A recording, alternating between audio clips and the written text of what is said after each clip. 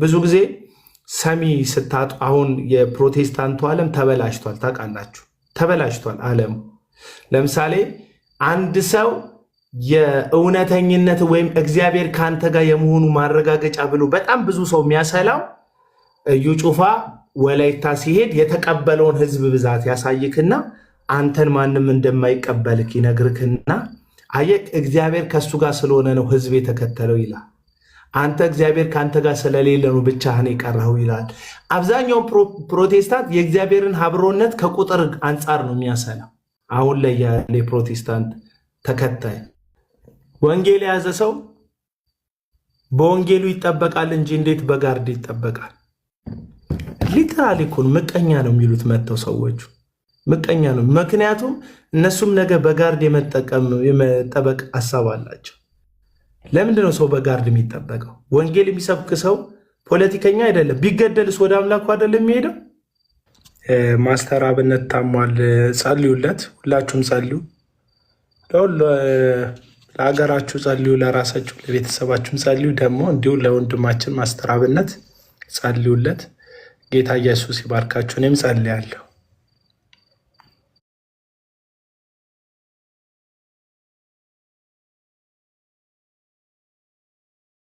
እስራኤል በጣም የጨለመ ነው። የእስራኤል ቆነጃጅት ግማሹ ተገለዋል፣ ተደፍረዋል። ሌሎቹ ደግሞ ለጠላት ነገስታትን ለማስደሰት የሰው ፈቃድ ለመፈጸም በየአገሩ ተበትነዋል። እና እግዚአብሔር ግን በዛ ዘመን ነህምያ የሚባል ሰው ልብ ውስጥ ጥያቄ ያስነሳ። ምን የሚል ጥያቄ? እስራኤል እንዴት ናት? የቀሩት በእስራኤል የቀሩት ያልተጓዙት ወይም ደግሞ ጠላት ጭኖ ያልወሰዳቸው እስራኤላውያን እንዴት ናቸው ብሎ ሲጠይቅ መንገደኞቹ ምን አሉት? ቅጥሯ ፈርሷል፣ ቀበሮ ይዘልበታል። በታላቅ ሐዘን፣ በታላቅ በደል፣ በታላቅ ግፍ ነው ደግሞ የቀሩትን በእስራኤል ያሉት ሲለው ልቡ በሐዘን ተመታ፣ ውስጡ ተከፈለ እና ንጉሥ እስኪያቅበት ድረስ ፊቱ ላይ ሐዘን፣ ልቡ ላይ ቁስል ተሰማው እና ይሄ የእግዚአብሔር ሰው ነህምያ ገብቶ እግዚአብሔር ፊት ማልቀስ፣ እግዚአብሔር ፊት መጮ ጀመረ። ስለ እስራኤል ማለት ነው። እግዚአብሔር ልቡን አነሳሳ። ተስፋ የሌላት ነው የምትመስለው እስራኤል። ቅጥር የላትም። ማንም እንደፈለገ ዘሎ የሚገባበት ያ የተፈራ የተከበረ እግዚአብሔር በግርማ የሚንቀሳቀስበት የእግዚአብሔር ካህናት እግዚአብሔርን የሚያመልኩበት እግዚአብሔርን የሚያከብሩበት የነበረ መቅደስና ስርዓት ሁሉ ዜሮ ገብቶ መና ቀርቶ ባድማ በሆነች ከተማ ላይ ልቡ ላይ የማደስ ተስፋ ያለው ሰው እግዚአብሔር ፊት እያለቀሰ እግዚአብሔር ፊት እየጮኸ እንትን ማንባት ጀመረ እና እግዚአብሔር የንጉሱን ልብ አነሳሳ። እግዚአብሔር አቅርቦት አመጣ። እግዚአብሔር እስራኤል ከእንደገና እንድትታደስ ሰዎች ሄደው እንዲገነቧት እግዚአብሔር እድል ፈጠረ። ተስፋ እኮ የለም። የሚታደስ እኮ አይመስልም። ነገሮች እኮ የሚመለሱ የሚስተካከሉ አይመስልም። ጭልምልም ያለ ነው። ግን በዘመናት መካከል ሰዎች የማይችሉትን ነገር የማደስ ነገር ከእንደገና አዲስ የማድረግን ነገር እግዚአብሔር በሰዎች ልብ ውስጥ ያስቀምጣል። ይሄንን አዳሻዊ የሆነ ሐሳብን ግን ይዘህ ስትነሳ ነገሮች ይሳካሉ ማለት አይደለም። ጦቢያና ሰንበላጥ አሉ። በዙሪያ ያሉ ጠላቶች አሉ። ራሱን ችሎ ደግሞ የኢንተረስት ኮንፍሊክት ያለባቸው ሰዎች አሉ። ስልጣን የሚፈልጉ፣ ሹመትን የሚፈልጉ፣ ማይኩንም ክብሩን የሚፈልጉ ሰዎች አሉ። ቦታቸውን ማስነካት የማይፈልጉ ሰዎች አሉ። በዚህ ሁሉ መካከል ግን እግዚአብሔር ከእንደገና የማቆም ከእንደገና የመገንባት አቅምና ተስፋ ይሰጣል። እኔ አሁን ስናገር ነገሮች ዜሮ ገብተዋል ስል፣ መሪዎቻችን ሽጠውናል ስል፣ አብዛኛውን የፕሮቴስታንት ነገር በጣም ለመፈታት እስኪያስቸግር ድረስ ሐሰተኛውና እውነተኛው እንትን ብለዋል፣ አንድ ላይ ተደበላልቀዋል። እንግዲህ ቅርብ ጊዜ እንኳን የምንተማመንባቸው ለእውነት ቆሙ የምንላቸው መጋቢ ጻድቁን እንኳን ስታዩ ትናንትና ካወገዙት ሰው መንፈስ ነው እያለ ከሚቀባጠር ሐሰተኛ አስተማሪ ጋር እጅ ለእጅ በመጨባበጥ የትምህርት መስመሩን የቀይ መስመሩን ተሻግረውታል ሰዎች። ትናንትና አንተ እንዲህ ነው የምታስበው፣ አንተ እንደዚህ ነው የምታስበው ነበር የምንለው። እኔ የዛሬ 2 ዓመት የዛሬ 3 ዓመት ቪዲዮን ተመልከቱ። ይሄ ግለሰብ እኛን አይወክልም ብዬ የተናገርኩባቸው ሰዎች ቃስ በቃስ የፕሮቴስታንት ወካይ የሆኑ ወደፊት እየመጡ ነው። ለምሳሌ እዩ ጩፋን ተመልከቱት። እዩ ጩፋ ሄዶ ትናንትና 3 ወር 4 ወር በፊት ካውንስሉ ያወገዘው ሰውዬ ከ3 ወርና ከ4 ወር በኋላ ይቅርታ ጠይቆ የካውንስሉ ቦርድ አባል ሆኗልና አይወክለንም ያልከው ወካይ ሆኖ አቅም የለውም ያልከው አቅም አግኝቶ ትናንት አውግዘነዋል ያሉት ዛሬ አንተን የሚያወግዝ ሆኖ ቁጭ ብሎ ልትመለከተው ትችላለህ። በዚህ መካከል ተስፋ መቁረጥ ነገሩ በቃ አብቅቶለታል፣ ከእጃችን አምልጧል፣ ነገር ሁሉ ውስብስብ ነው ብለህ ግራ በምትጋባበት ሰዓት እግዚአብሔር የማደስን ተስፋ በልብ ያስቀምጣል። ምክንያቱም እግዚአብሔር በዘመናት መካከል የሚያድስ ሐዳሳዊ አምላክ ነው። እድሳት የሚሰጥ አምላክ ነው። የወደቀውን የሚያነሳ አምላክ ነው። ተስፋ የሌለውን ተስፋ የሚሰጥ አምላክ ነው እግዚአብሔር ስለሆነ ማለት ነውና እግዚአብሔር ያድሰዋል። የፕሮቴስታንት ተስፋ እግዚአብሔር ላይ ነው ያለው። ምክንያቱም አሉ የምትሏቸው ሰባኪዎች ውስጡን ከሐሰትና ከአመፀኛ ጋር በህብረት የሚሞዳሞዱ ተሞዳሟቾች ናቸው።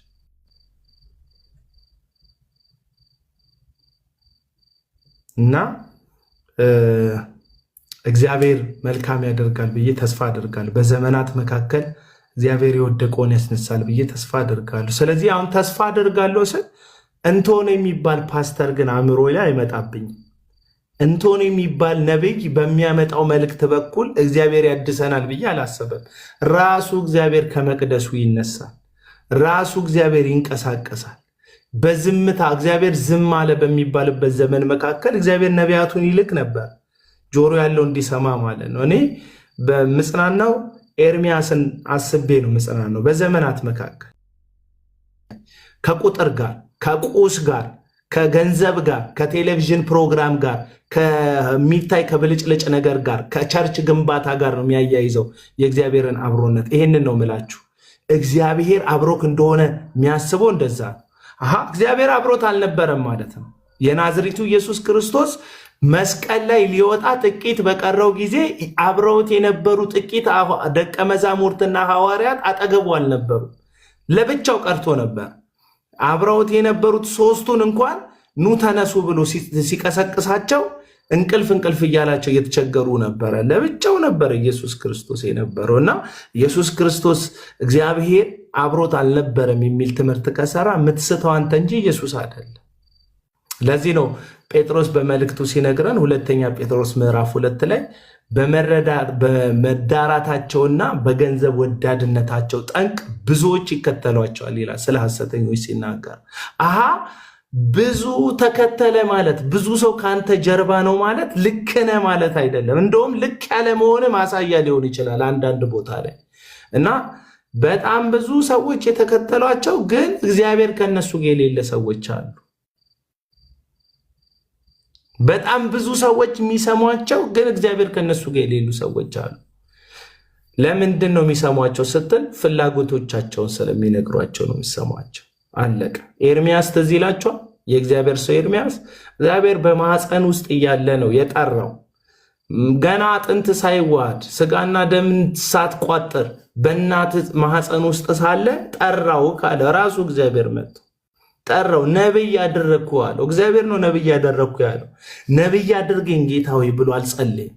አሁን እነ ታምራት ታረቀኝ እንደሚቀባጠሩት እኔ ይሄን ጸጋ ያገኘሁት ይላል። እኔ ይሄን ጸጋ ያገኘሁት ብዙ የእግዚአብሔር ሰዎች ሲጸልዩ ቴሌቪዥን ላይ ጋድ አይ ዋና ዚስ ግሎሪ ብዬው ነው ይላል። ምንም አልጸለየም። ኤርሚያስ ይሄንን ጸጋ ፈልጋለሁ፣ ይሄን ቅባት ላይ ያፈስብኝ፣ እንደ ኢሳያስ አድርገኝ፣ እንደ ምናምን አድርገኝ ብሎ አልጸለየም። ኤርሚያስ የጸለየው ጸሎት የለም። በማህፀን ውስጥ እያለ እግዚአብሔር ነብይ አድርጎ ላይ አለቀ። በማህፀን እያለ እግዚአብሔር ምን አደረገው? ነብይ አደረገው። እንትና ይሰክሳል። በጣም ብዙ ሰዎች ስብከታቸውን ስሟቸው፣ ዲቴል ስሟቸው ስብከታቸው እና ስብከታቸውን ስሟቸው። ስብከታቸው ብዙውን ራሳቸውን የሚሰብክ ስብከት ነው ያለው እና ኤርሚያስ ተነሳ። እግዚአብሔር መልእክት ሰጠው። መልእክቱ ደግሞ ደስ የሚል አይደለም ለአድማጮቹ። በዛ ዘመን የነበረች እስራኤል ፕሮስፔር የሆነች እስራኤል ናት። የበለጸገች በጣም የበለጸገች እስራኤል ናት። በዛ ዘመን የነበረች እስራኤል አካባቢዎቿ ላይ ካሉት ድንበር ከሚጋሯት አገሮች ላይ ሰላም የነበረች ሀገር ናት። ኢኮኖሚያ ብልጽ የበለጸገ ነው። ሰላም የነበረች ሀገር ናት። ደህንነት የነበራት ሀገር ናት። በጣም ብዙ ሰዎች የተባረኩበት ዘመን ላይ መጣና ከሁሉም የሚቃረን መልእክት አመጣ። ማን? ኤርሚያስ መጣና በንስሐ ካልተመለሳችሁ እግዚአብሔር አምላካችሁ ፊት ካልወደቃችሁ ባቢሎን መጥቶ ያፈርሳችኋል አለ። ህዝብ ሁሉ ሂድ አንተ እግዚአብሔር ባርኮናል። ምን በረከት እጃችን ላይ ሂድ አንተ እግዚአብሔር ባርኮናል። ለምን? በቅጥራችን እንደተገነባን ማንም አልፎት አይመጣም። ይሄንን ቅጥር ሂድ አንተ እግዚአብሔር በመካከላችን ነው። ለምን? መቅደሱ በመካከላችን ነው። ታቦቱ በመካከላችን ነው። ኤርሚያስ እየመጣን መቅደሱን ያፈርሱታል ይላቸዋል። አሃ መቅደሱ የአምላካቸው በመካከላቸው የመኖር ዋስትናቸው ምልክቱ ነው።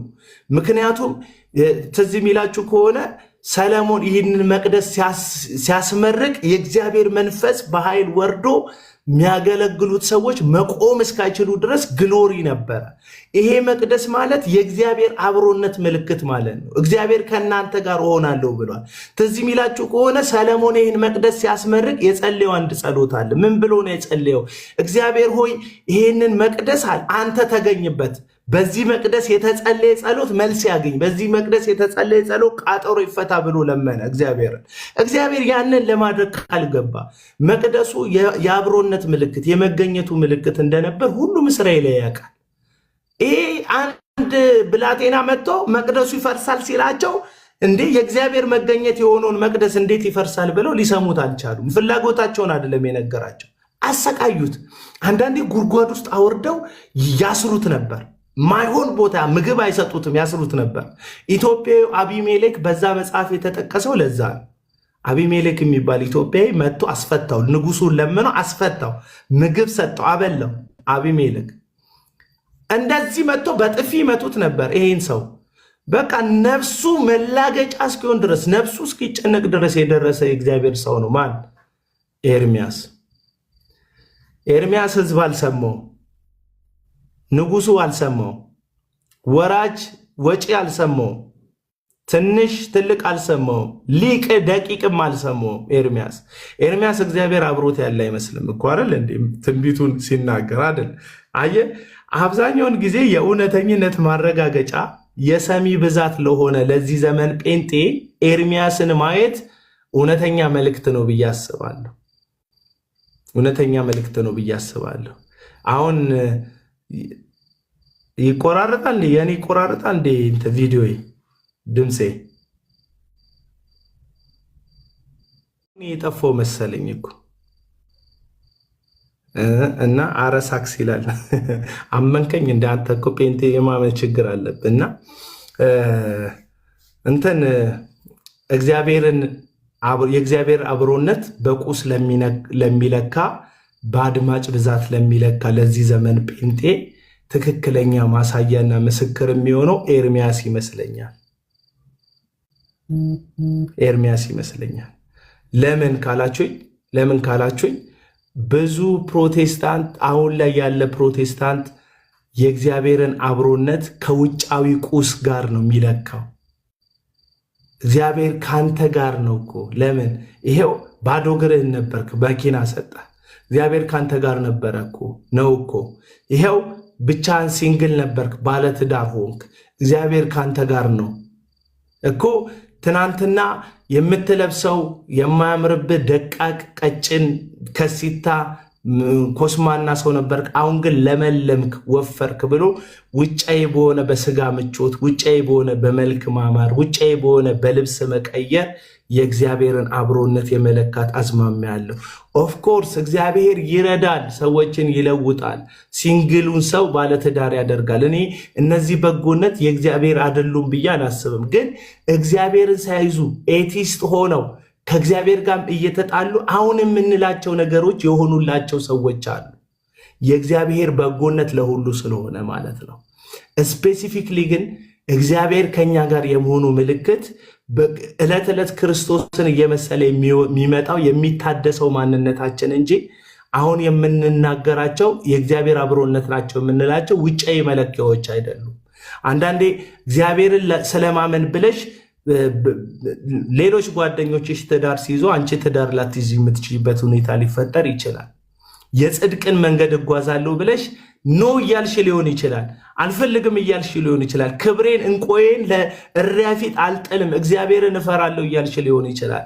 ለሆኑ ሰዎች ግን ባለማግባት መቆየትሽ እግዚአብሔር ከዚህ ሴት ጋር የለም እንደ የሚል ጥያቄ ሊያስነሳ ይችላል። ዝም ብላችሁ አስቡት። አንቺ እኮ ያላገባሽው ለጽድቅ ነው። አንቺ ያላገባሽው እኮ እንቆይን አልጥልም ብለሽ ነው። የመጡልሽን እድሎች እኮ የእግዚአብሔር ነገር ባልሆነ አልለውጥም ብለሽ እኮ ነው ወደኋላ ያልሽው። ስራ መቀጠር ትችያለሽ። ጓደኞችሽ በሄዱበት መንገድ ሄደሽ ማንነትሽን ሰጠሽ የሚጠይቁሽን አድርገሽ ነውረኝነት ውስጥ ወድቀሽ ስራውን በአቋራጭ ማግኘት ትችያለሽ። ኖ በጽድቅ እኖራለሁ ብለሽ ግን ስራ ልታጭ ትችያለሽ። አንዳንድ ጊዜ የጽድቅ መንገድ ዋጋ የሚያስከፍልበትን ክርስትና መስበክ ትተናል። ዋጋ ያስከፍላል። ክርስትና ጽድቅ ዋጋ ያስከፍላል። እግዚአብሔርን መፍራት ዋጋ ያስከፍላል እና በቁስ መለካት ትክክል አይደለም። ቅድም ያልከኝ ጥቅስ ሁለተኛ ጢሞቴዎስ ላይ ያለውን ሁለተኛ ጢሞቴዎስ ምዕራፍ 4 ከቁጥር 6 እስከ 8 ይነበብልን። እሺ፣ በጌታ በኢየሱስ ስም አነበዋለሁ። በመስዋዕት እንደሚደረግ የእኔ ሕይወት ይሰዋልና የሚሄድበትም ጊዜ ደርሷል። መልካሙን ገድል ተጋድያለሁ፣ ሩጫውን ጨርሻለሁ፣ ሃይማኖትን ጠብቄያለሁ። ወደፊት የጽድቅ አክሊል ተዘጋጅቶልኛል። ይህም ጻድቅ ፈራጅ የሆነው ጌታ ያን ቀን ለእኔ ያስረክባል። ደግሞም መገለጡን ለሚወዱት ሁሉ እንጂ ለእኔ ብቻ አይደለም ይላል። በጣም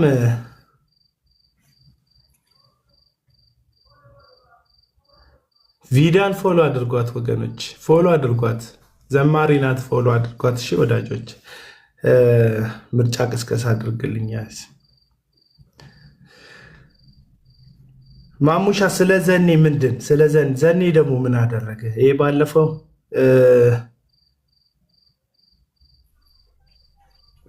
ደስ ይላል። አቤል ምርጥ ሰው፣ የወንጌል ዘበኛ ይሻላል። አርበኛ ከምትል ዘበኛ ይሻላል። በእውነት አርበኛ ትንሽ ይከብዳል።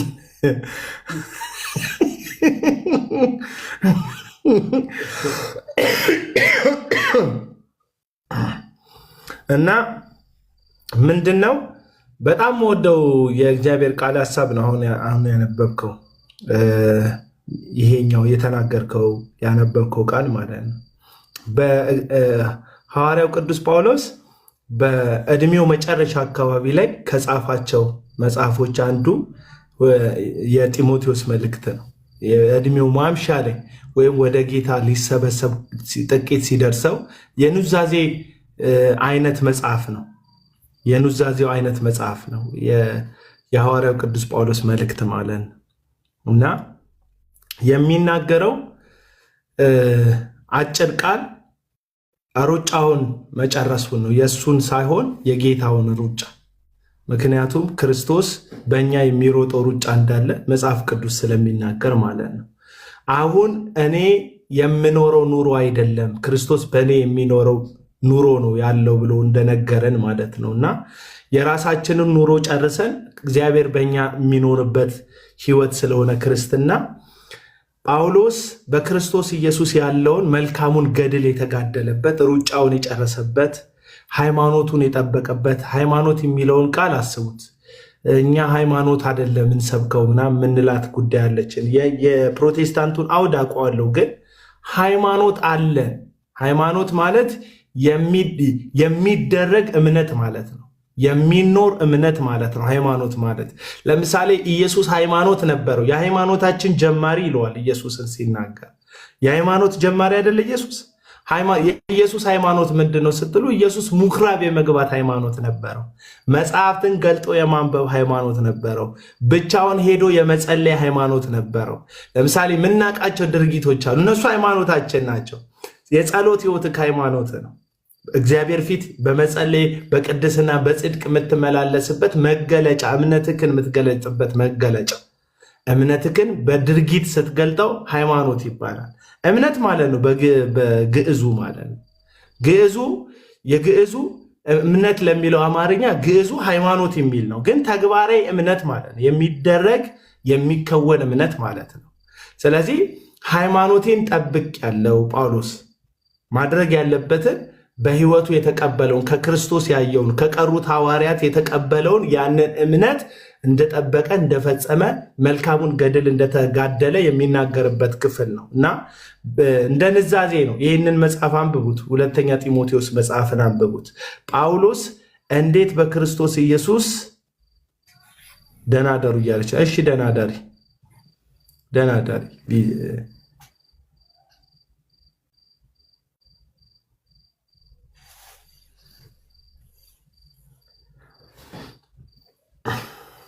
እና እርግጠኛ ሆኖ ደግሞ የሚናገርበት ነው። ወዴት እንደሚሄድ ያውቃል ጳውሎስ። ለምን? ሩጫውን ጨረሰለት ጌታ ጋር ነው። ሩጫውን ጨርሶ የሚሄደው ሃይማኖቱን የጠበቀለት አምላኩ ጋር ነው።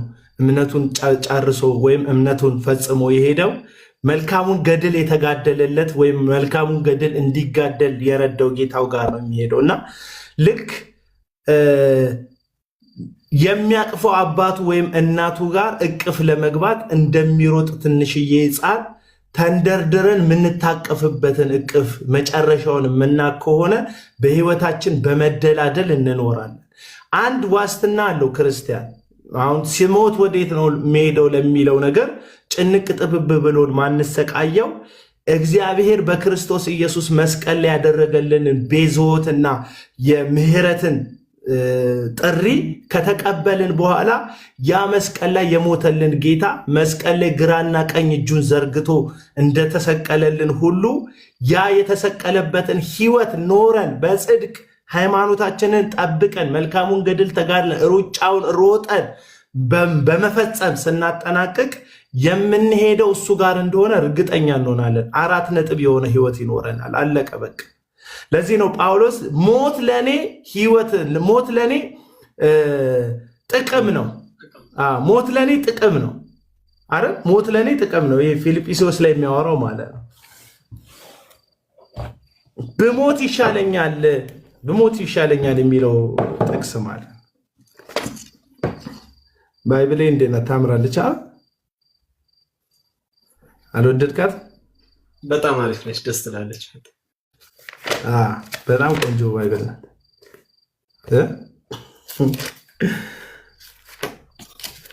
የፊልጵስዩስ መጽሐፍ ምዕራፍ 1 ከዚህ ሐሳብ ጋር የሚያያዝ ስላለው ምዕራፍ 1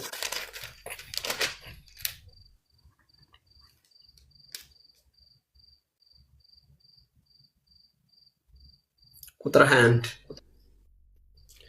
ከ19 ጀምሮ ባነበው ደስ ይለኛል። ይህም ጸሎታችሁ በኢየሱስ ክርስቶስ በመንፈስ በመሰጠት ይህም በጸሎታችሁና በኢየሱስ ክርስቶስ መንፈስ መሰጠት ለመዳኔ እንዲሆንልኝ አውቃለሁና ይህ ናፍቆቴም ተስፋዬም ነውና በአንድስ ነገር እንኳን አላፍርም። ነገር ግን በሕይወት ብኖር ወይም ብሞት ክርስቶስ በግልጠት ሁሉ እንደወትሮ አሁንም ደግሞ በሥጋዬ ይከብራል። ለእኔ ሕይወት ክርስቶስ ሞትም ጥቅም ነውና፣ ነገር ግን በሥጋ መኖሬ ለእናንተ የሥራ ፍሬ ቢሆንም እንድመርጥ አላስታውቅም። በእነዚህም በሁለቱ እጨነቃለሁ። ልሄድ ከክርስቶስ ጋር ልኖር እናፍቃለሁ፣ ከሁሉ ይልቅ የሚሻል ነውና ይላል። ስለዚህ በጳውሎስ መዝገበ ቃላት ውስጥ ሞት ምንድን ነው? ጥቅም ወይም ትርፍ ወይም ሕይወት ነው ሞት በጳውሎስ መዝገበ ቃላት ውስጥ። ይህን አውቃለሁና አይደል? በኢየሱስ ክርስቶስ መንፈስ ብሞት በክርስቶስ እችን ሐሳብ ደግሜ ይላል። ለእኔ ሕይወት ክርስቶስ ሞትም ጥቅም ነውና፣ ይህንን አስምሩበት። ለእኔ ሕይወት ክርስቶስ ሞትም ጥቅም ነውና።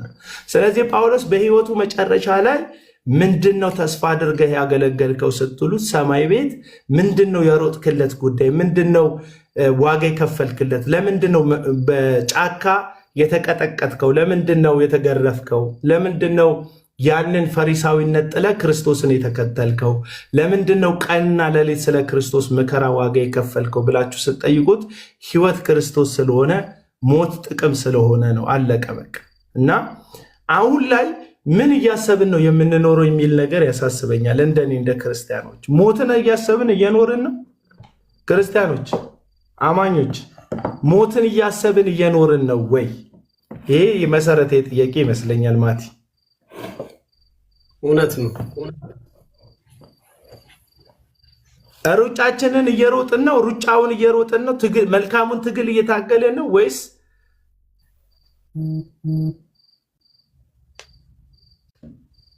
የዳዊት ፋሲል ተማሪ ነኝ። የዳዊት ፋሲል አንድ ስብከት ጨርሼ ሰምቼ አላውቅም። እኔ ማንም እያስተማረ አይደለም ለጊዜው። እና የምር ሞትን እያሰብን ነው ወገኖች? እንሞታለን። ቅድም ምን አልኳቸው መሰለህ ለፍሬንዶቼ ሰብሰብ ብለን ኢየሱስ ክርስቶስ አንድ ጊዜ መስቀል ላይ የሰራውን ዋጋ መክፈሉን ፕሮቴስታንት አማኞች በደንብ ስላልተረዳን በየአዳራሹ ዋጋ እየከፈልን ኢየሱስ እንደሞተልህ በክርስቶስ ኢየሱስ ነፃ እንደወጣ በክርስቶስ ኢየሱስ ከእግዚአብሔር ጋር እንደታረክ በክርስቶስ ኢየሱስ ሕይወት እንደሆነልህ በክርስቶስ ኢየሱስ የተሰራውን የመስቀሉን ስራ ባለማወቃችን ምክንያት መስቀል ላይ የተከፈለውን ዋጋ ባለመረዳታችን ምክንያት በየአዳራሹ በየጠንቋዩ በየአውሊያው ቤት በየሱፍ በለበሰ ጠንቋይ አዳራሽ እየተሰቃየ ዋጋ እየከፈልክ ነው። ለሊት ተነስተ ዋጋ የምትከፍለው እንትና ካልጸለይልኝ የኔ ነገር መልስ የለውም የምትለው በክርስቶስ ኢየሱስ የተሰራልን ነገር ስለማታቅ ነው። በማን ህይወት እንደተካፈልክ ስለማታቅ ነው፣ ስለማላቅ ነው።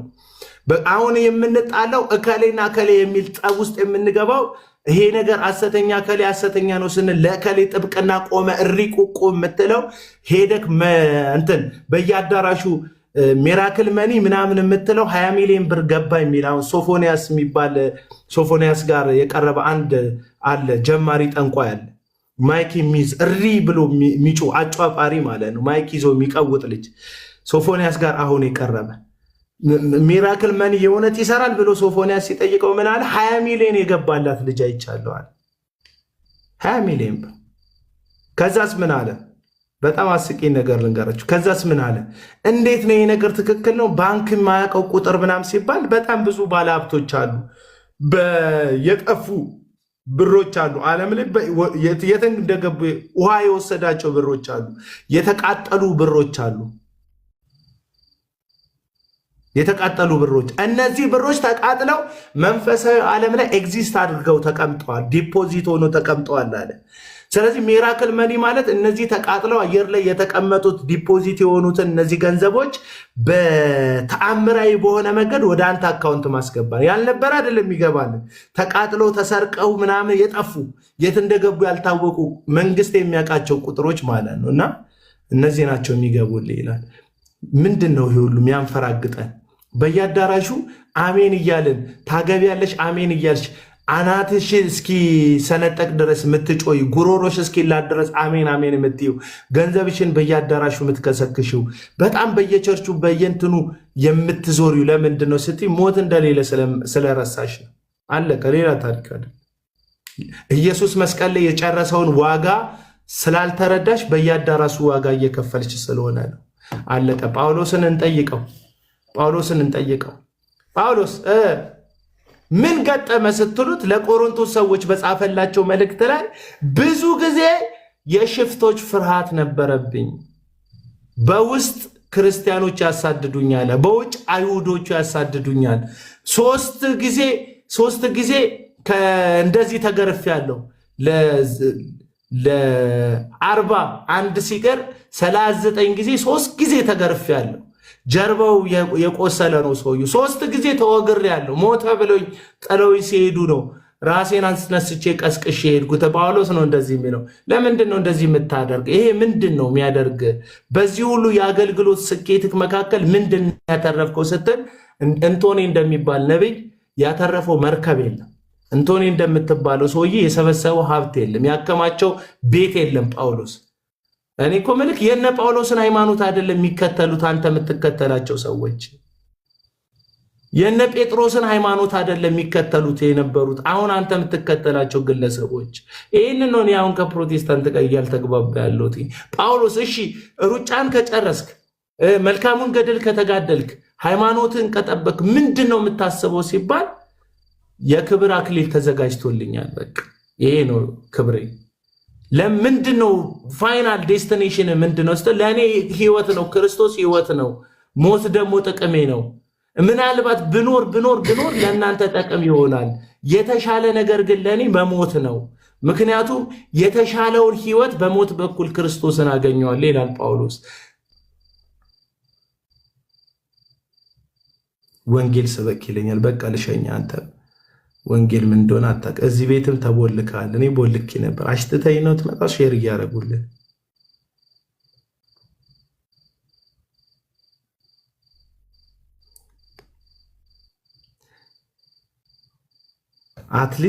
አትሊስት ፕሮቴስታንቶች ከሆናችሁ የእግዚአብሔር ቃል ሲወራ ባትረብሹ ጥሩ። ፕሮቴስታንት ወንጌል የምትወዱ እኮ ወንጌል ስበክ ይለኛል ጳውሎስ ምናምን እያልኩኝ ክርስቶስ ነው ህይወት እያልኩኝና ምን ሆናችሁ ነው እንደዚህ የምትታመሙት ወገኖቼ? እኔ ኢየሱስን ሳደብባችሁ አውቃለሁ። መጽሐፍ ቅዱስን አጣምባችሁ አውቃለሁ። የምትጋጋጡት እኮ ስለ ግለሰቦች እኮ ነው፣ ስለ ሰዎች እኮ ነው። እና ስላልሞቱላችሁ ሰዎች፣ ስለዘረፏችሁ ሰዎች እኮ ነው የምትጋጋጡት። ስለ ሌቦች እኮ ነው የምትጋጋጡት። እና አይ ብሎክ አድርጌዋለሁ፣ እሱን ትቼዋለሁ። እኔ በጣም ስለምታሳዝኑኝ እና ትሞታለህን እኮ ስለማይሰበኩ ስብከት አልመሰላችሁ እነሱ። ሟርት ነው እኮ ይሄ ሟርት ነው። ለዛ ነው ቀጥል። ወንጌል እንደሆነ ያው ቀስ ብለው ይረዳሉ። ተዋችሁ። እና ምንድነው ልላችሁ የፈለግኩት መሰላችሁ ወገኖች፣ እንሞታለን። አፍተሮል እንሞታለን። ገንዘብ ይኖርሃል፣ ኖሮ ትሞታለህ። የተማርክ በጣም ብዙ ጥበቦችን የምታቅሰው ትሆናለህ።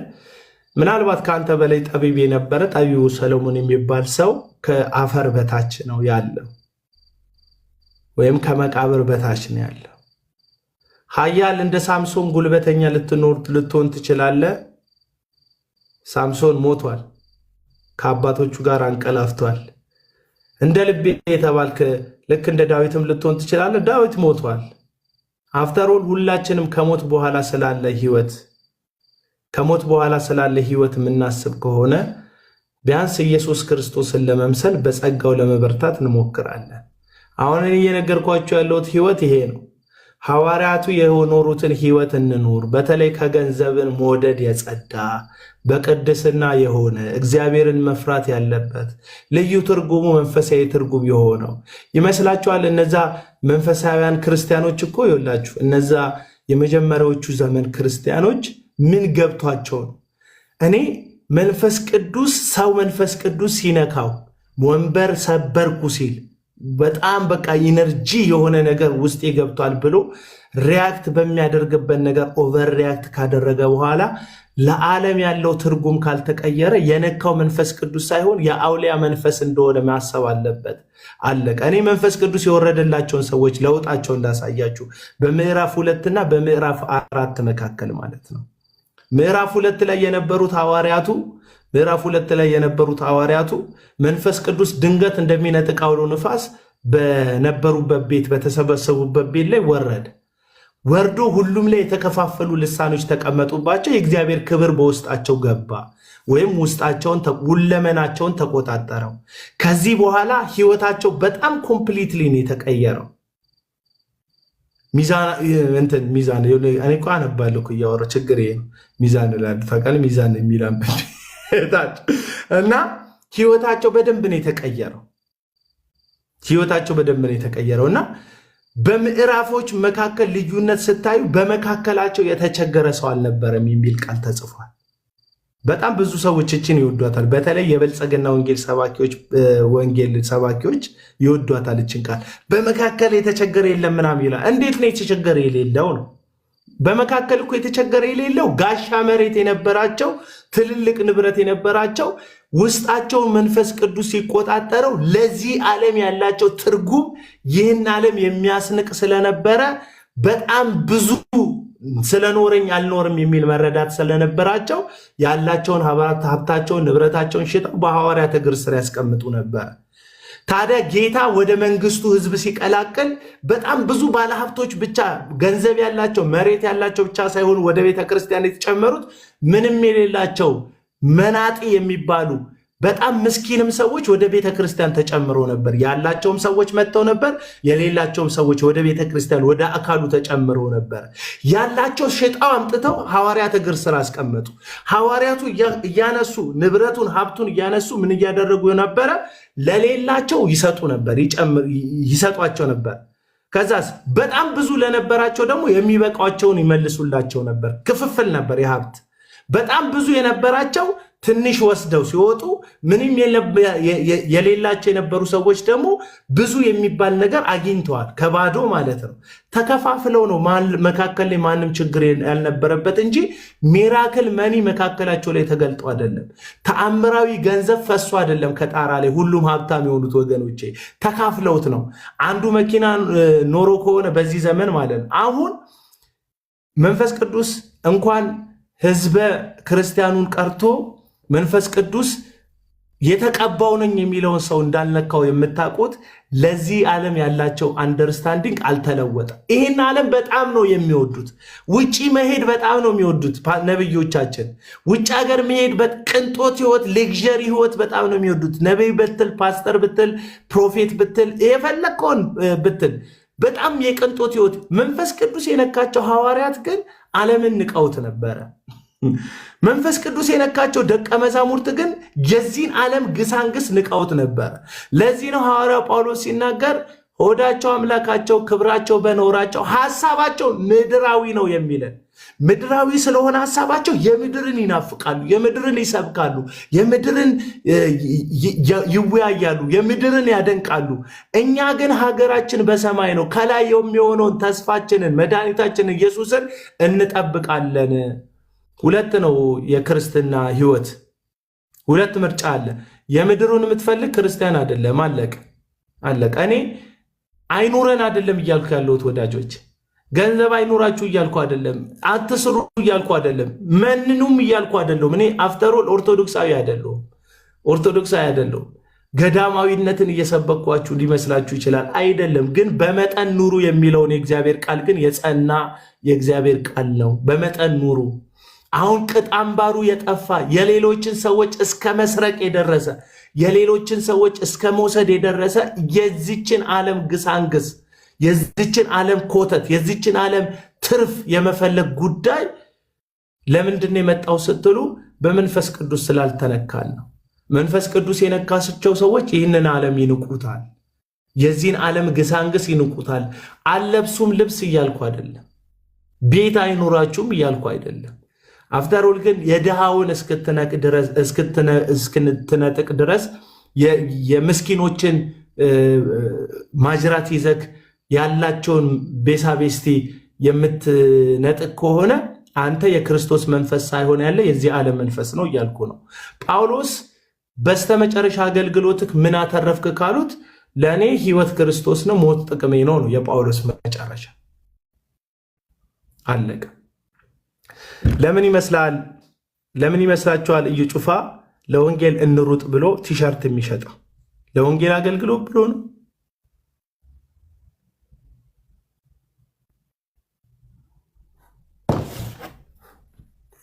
እንደምንሞት ግን እናውቃለን ፕሮቴስታንቶች። እኛ እኮ አንሞትም። አሁን ገገማ ሰዎች አሉ። 120 ዓመት ተፈቅዶልኛል፣ 120 ዓመቷን ጸጥ አድርጌ የምኖረው ይላል። ይሄ ሰውዬ 120 ዓመት የሚናፍቀው እኮ ሰማይ ያለው ነገር ምድር ካለው ነገር እንደሚበልጥ ስለማያስብ ነው።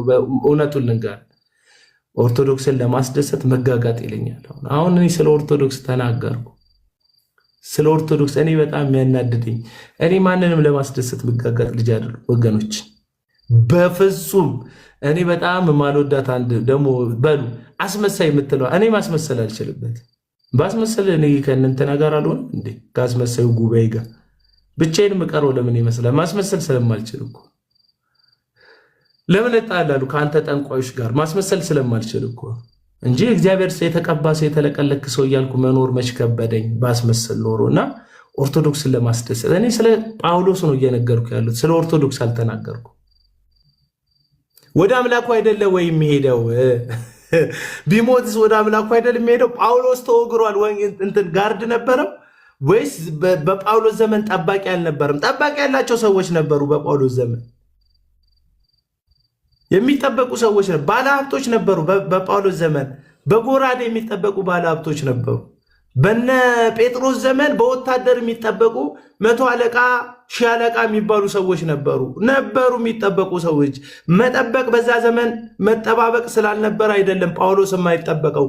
ወንጌልን የያዘ ሰው ራሱ ወንጌልን የሰጠው ጌታ አምላኩ ነው የሚጠበቀው። አለቀ። እንድትሞት ካልፈለገ ያኖርሃል። በመስዋዕትነት እንድትሰበሰብ ከፈለገ ደግሞ ለሚገሉ ሰዎች አሳልፎ ይሰጣል። በመስዋዕትነት ትሰበሰባለህ፣ ሰማዕት ትሆናለህ፣ የክብርን አክሊል ትሸለማለህ፣ በእምነት የመጽናትን አክሊል ትሸለማለህ። አለቀ። ይሄ ነው በቃ አለቀ። እዩን አትንከደደብ ይለው እና እኔ ጋር ና ላይቭ ከፍታለሁ ለጥቂት ጊዜ። እዩን ትንሽ ልንካው እና ገዝተ ላይ ትቀመጣለህ። እኔ ጋር ሰብሰብ ብለው እንዲሰሙ ስለፈለጉ እኔ ጋር ኑ። ለእነሱ ተከታዮች ብቻ ናችሁ በቃ። እና ዝም ብለሽ ሪያሊቲውን ከህሊናሽ ጋር እስቲ አውሪ፣ ከህሊና ጋር አውራ። እሱ ወላይታ ስለሆነ አንቺም ወላይታ ስለሆንሽ እየተከተልሽው እንዳይሆን ቼክ አድርጊ ራስሽ። በዘር ሲዳማ ስለሆነ እየተከተልሽው እንዳይሆን ቼክ አድርጊ። ኦሮሞ ስለሆነ የምትከተየውን ነቢይ አንቺ ኦሮሞ ስለሆንሽ አንተ ኦሮሞ ስለሆንክ እየተከተልከው እንዳይሆን ቼክ አድርግ። አማራ ስለሆነ እየተከተልከው እንዳይሆን ቼክ አድርግ። መስቀሉ ከብሔርተኝነት ያልፋል ወዳጆች። የክርስቶስ ኢየሱስ የተሰቀለበት መስቀል ከተወለድንበት ዘር ይበልጣል፣ ከምንኖርበት ሀገር ይበልጣል። ጌታ ኢየሱስ ምስክሬ ነው የምላችሁ፣ ይበልጣል። በዘረኝነት አንደጋገፍ፣ በጎጠኝነት አንደጋገፍ። ከዚህ ካላወጣን ምኑን ተስፋ አለን? እኛ ምኑን ተስፋ አለን? እንደ አንድ ብሔርተኛ በቡድን የምንደጋገፍ ከሆነ ምን ተስፋ አለን? መስቀል ላይ እኮ በስጋው እኮ የጥሉን ግርግዳ አፍርሶታል። አማራን ከኦሮሞ ጋር አስታርቆታል እኮ አደል እንዴ? ከምባታን ከሀዲያ ጋር፣ ወላይታን ከሲዳማ ጋር አስታርቆታል እኮ። እኛ ለምን የጥሉን ግርግዳ አትደግፏቸው? አክቹዋሊ እነዚህ ሰዎች ስለሚወዷችሁ ስለሚያከብሯችሁ አይደለም የባህል ልብሶቻችሁን የሚያደርጉት፣ በዘራችሁ መነገድ ስለሚፈልጉ ነው። አይታላ ሰሞኑ የሀገር የባህል ልብስ ያደርጋል። ሪያሊቲውን ማን የእግዚአብሔር ሕዝቦች ሪያሊቲን ተቀበሉ። እግዚአብሔር በክርስቶስ ኢየሱስ በውድ ደም በዋጋን የገዛችሁ። ለዛ ሰውዬ ማተር ባታደርጉም ለተሰቀለላችሁ ጌታ ግን ውድ ልጆቹ ናችሁ፣ ውድ ንብረቶቹ ናችሁ፣ ውድ የእጆቹ ስራዎቹ ናችሁ። እና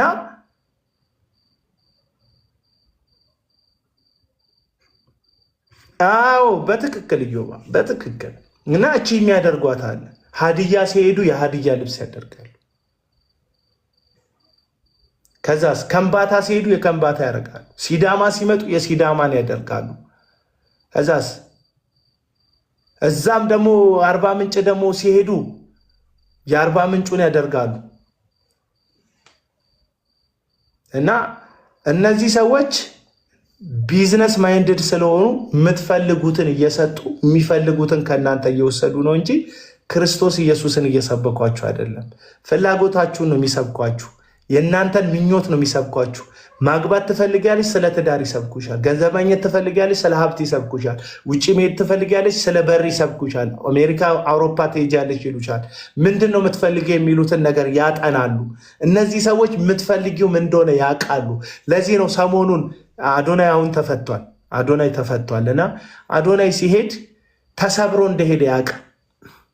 ሰግጥ ፈምስ ያለው ነገር በብዙ ሰዎች ዘንድ ተቀባይነት እያጣ እንደመጣ ተሰምቶታል። አዶናይ እዚህም እዛም ሲያዋክቡት አዶናይ የሚፈልገው ሰግጥ ፈምስ ልክ ነው መባል ነው የሚፈልገው። እዩ ጩፋ ይሄን ያውቃል።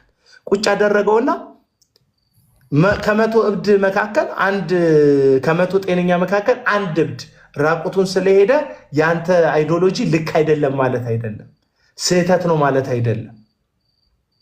እንደውም አንተ ሰግጥ ብቻ አይደለም ማለት ያለብህ ስግጥግጥ በል ሁሉ አለ። አየህ ምን እንደሚፈልግ አዶናይ ስለሚያውቅ አዶናይ የሚፈልገውን ነገረው። ለአዶናይ ብቻ አይደለም ለአንቺም የሚነግርሽ የምትፈልጊውን ነው፣ እግዚአብሔር የሚፈልገውን አይደለም። ለአንቺም የሚነግርሽ እግዚአብሔር አንቺ ህይወት ውስጥ እንዲሆንለት የልጁን መልክ ለማሳየት የሚፈልገውን ሐሳቡን የሰማዩን እቅድ ሳይሆን የሚነግርሽ የሆድሽን ሐሳብ ነው የሚነግሩሽ፣ ፍላጎትሽን ነው የሚነግሩሽ። አንዳንዶቹ ጋር ጽፋችሁ ነው የምትሄዱት።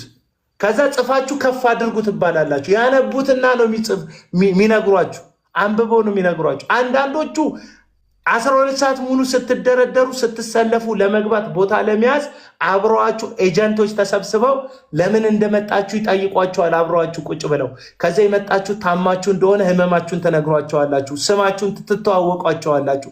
አንዳንዶቻችሁ ከሰፈራችሁ ከመውጣታችሁ በፊት በእነሱ መልማዮች ናችሁ እዛ ቸርች የተገኛችሁት። ከላይ የሚባል እግዚአብሔር ሰው ተነስቷል፣ በጣም ታላቅ የተቀባይ እግዚአብሔር ሰው ነው፣ እሱ ጋር ብትሄድ ነገር ዓለምክ ይፈወሳል ብሎ የሰፈራችሁ ልጅ ነግሯቸዋል። ከዛ እናንተ ተነስታችሁ ስትሄዱ የምትሄዱበትን ቀን ያውቃል። እሱ አይመጣም፣ እሱ ብቻ እዛ ቀርቷል። ኢንፎርሜሽናችሁ ሁሉ ግን ነብይ የሚባለው ግለሰብ ስልክ ውስጥ ገብቷል።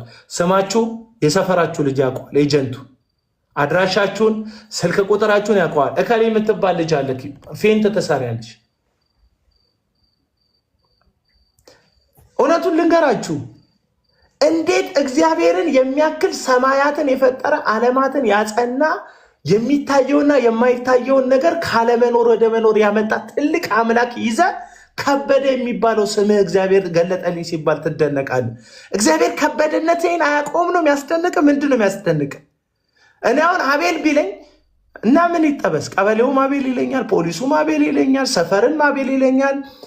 ቲቸር አስናቀችም ድሮ የክፍል ኃላፊያችን የነበረች ሴት ስትገባ አቤል ትላለች። ስሜ ፊት ለፊት ስላለ ፊት ለፊት ነው የሚጠሩኝ። ቤት ፊት ለፊት ነው የሚጠሩኝ እና ይጠሩናል። ምን ይገርማል ያንተ ስም መጠራቱ? ወይስ እግዚአብሔር ስሜን አያውቀውም ብለህ ነው የምታስበው? በቃ ይህን እኮ ነው የምላቸው። እኔ ጴንጤ ተሰብስቡ ለምን እንደሚጃጀል አላውቅም። አረ በስመ አብ ሚራክል ተካ የሚባል እኮ ሸቃባ እኮ የሚሸውዳችሁ ይሄ ነው እንዴ? ስሜ ተጠራ ብላችሁ ፌንት የምትሰሩት ለምንድን ነው? ምን ተስኖት የሚባል ደግሞ እዚህ ሻሸመኔ ያለ አንድ በቃ አበበ ማን ነው? የባለቤት ስም ነው። አስናቁ ማን ነው? የማየ ስም ነው። ቴንኪው እግዚአብሔር ያክብርልኝ። እርጳሳ ማን ነው? የአባቴ ስም ነው። ኤርጳሳስ ዘላለምሽን ስትጠሪበት የነበር አበበ አብሮች በትዳር የተጣመረ ሰውዬ ከበደ አጎትሽ። ምን ይገርማል ሲስተር፣ ምን ይደንቃል? ፌንት ምትሰሪ እንዴ?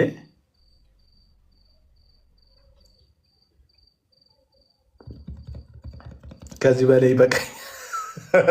ይበቃኛል። ልተኛ በቃ። ወገኖች እኔ ወዳቸዋለሁ። እኔ ነፃ እንድትወጡልኝ ነው ፈልገው። ነፃ እንድትወጡ ከነዚህ ሰዎች ስፈልግ ታዲያ የእኔ ሎሌ ላደርጋችሁ አይደለም፣ የክርስቶስ ብቻ እንድትሆኑ ነው። ሌላ ምንም ፍላጎት የለኝም። የክርስቶስ እንድትሆኑልኝ ነው፣ በቃ የኢየሱስ እንድትሆኑልኝ ነው። ሌላ ምንም የለም እና ይሄ ነው ፍላጎቴ። ተናገር፣ አቋርጫለሁ። አንተ ማሳረጊያ ስጥ። እንደሰማችሁት ነው እንግዲህ ቃለ ሕይወት ያሰማልን። ቅድም እያወራን ነበረ፣ እዛ እኔ ሩም ላይ የነበር ነው። ወደዚህ መጥተን ነውና ሐዋርያው ጳውሎስ ያ ሽባ ሰውዬ በተነሳ ጊዜ አማልክት ስጋ ለብሰው በምድር ላይ ተገለጡ ብለው ስም ሰይመውላቸው መስዋዕት ላይ ያቀርቡላቸው ሲሉ የተከላከሉት መከላከል በጣም ገርሞን እየተነጋገርንበት ነበር።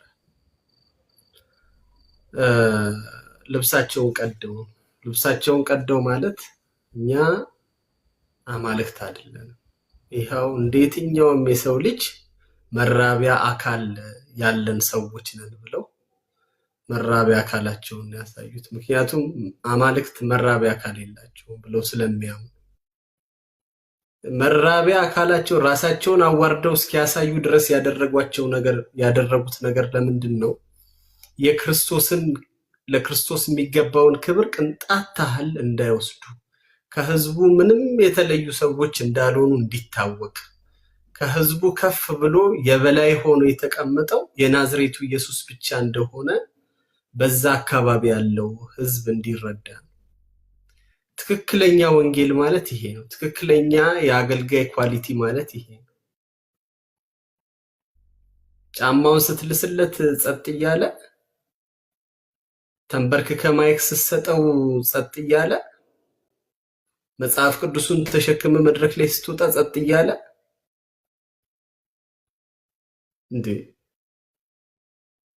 እንደዚህ አይነት አገልጋይ ያለበት ቦታ ላይ ሲጀመር አገልጋይ ነው ብለን መሄድ የለብንም ነው። ዘይቱም አይሸጥ፣ ጨውም አይሸጥ፣ ፈውሱም ምኑም አይኑር። ገና ሲጀመር ክብር የሚፈልግ ራሱን ለየት አድርጎ ማሳየት የሚፈልግ አገልጋይ በሚል ስያሜ የተጠራው ይሄ ሐሰተኛውን ክርስቶስ ለመግለጥ በዝግጅት ላይ ያለ ሐሰተኛ አገልጋይ። 4 ነጥብ። ከየትኛውም ለምን ቸርች ውስጥ አይወጣም? ከየትኛውም ቸርች ውስጥ ሊወጣ ይችላል። የግድኛ እንደምንጠብቀው የሆነ ከእንጦሮጦስ መምጣት የለበትም። እንደዚህ አይነት አገልጋይ ከሆነ ከጨለማ ውስጥ ሲገለጥ ማየት የለብን። ሰይጣን ብርሃን መስሎ ነው የሚመጣው። ሐሰተኞች ከመካከላችን ነው የሚወጡት። እንደኛው በልሳን የሚጸልዩ ናቸው። ጌታ ተናገረኝ እያሉ ትንቢት የሚናገሩ ናቸው። አለባበሳቸውን ውጫዊ ማንነታቸውን አሳምረው በግ መስለው ውስጣቸው ተኩላ ሆነው የተደባለቁ ሰዎች ናቸው። መሀላችን ያሉ ሰዎች ናቸው። ስለዚህ እነዚህ ሰዎች መለየት የሚቻልበት የእግዚአብሔር ቃል አለ። የቀድሞ አባቶቻችን የለዩት በዚህ ነው እና አርዮስን የለዩቸው በዚህ በቅዱስ ቃል።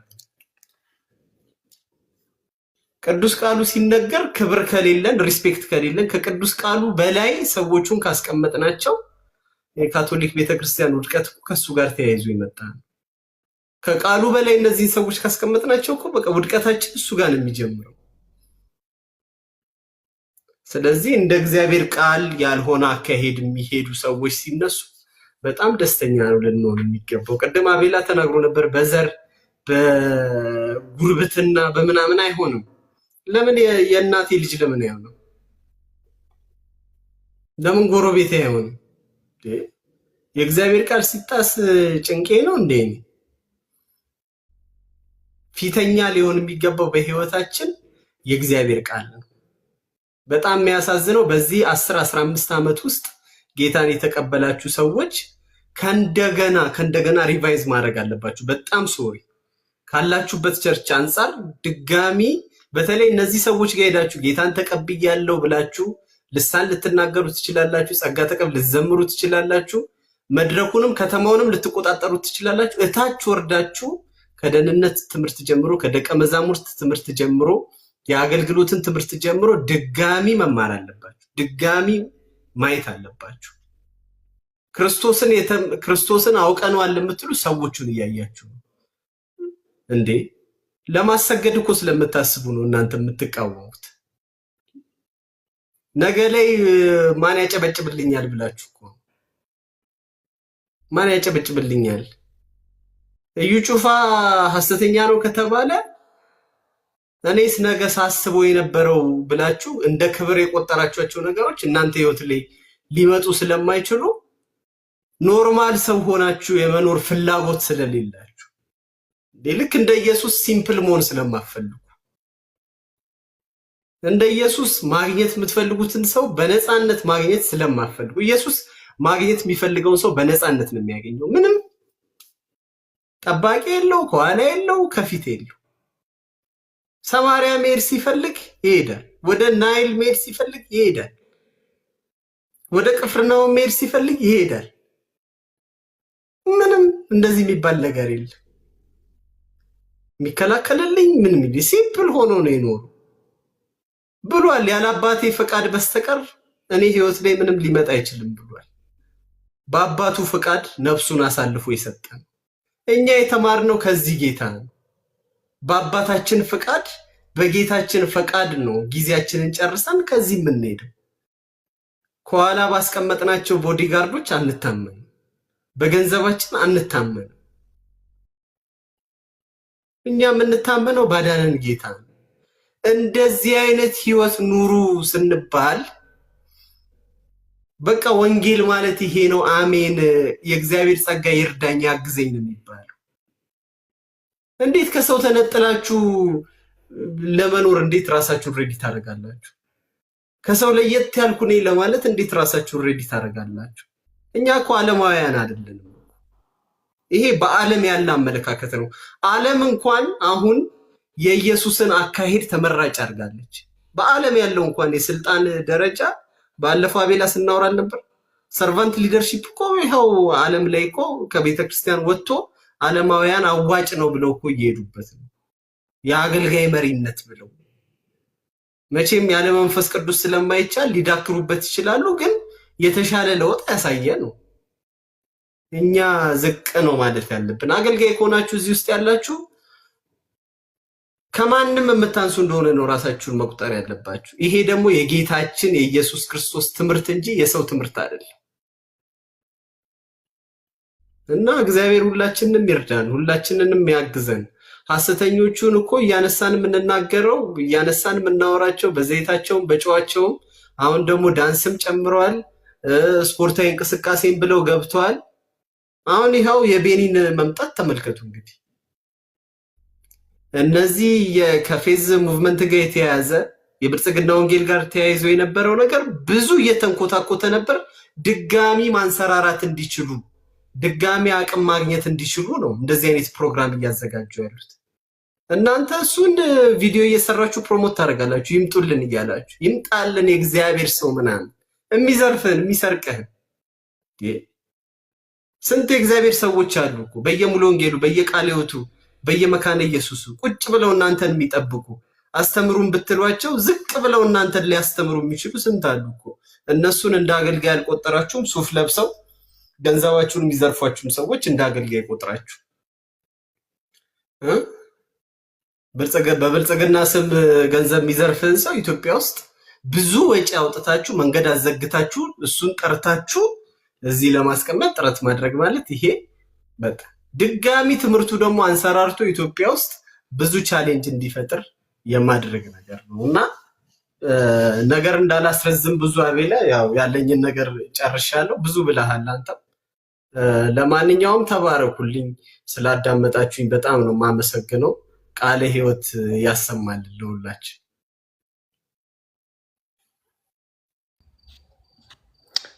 በጣም ጸዴ ሀሳብ ነው። በጣም የሚገርም ሀሳብ ነው ያስተላለፍከው ማቲሽ። በጣም የሚገርም ሀሳብ በቃ ጠቅለል አድርገኸዋል። ቴንኪው በጣም እግዚአብሔር ያክብር። ደክሞኛል፣ ተንከራተት ስለዋልኩ ነው እና ተንቦለቦልኩ። ድምፄን ደግሞ አልተስተካከለም፣ ለዛ ነው ላይቭ ያልገባሁት። ተባረኩ ማቲሻ፣ እግዚአብሔር ዘመንን ይባርክ። ሌሎቻችሁም ተባረኩ፣ እግዚአብሔር ቤታችሁን ይጠብቅ።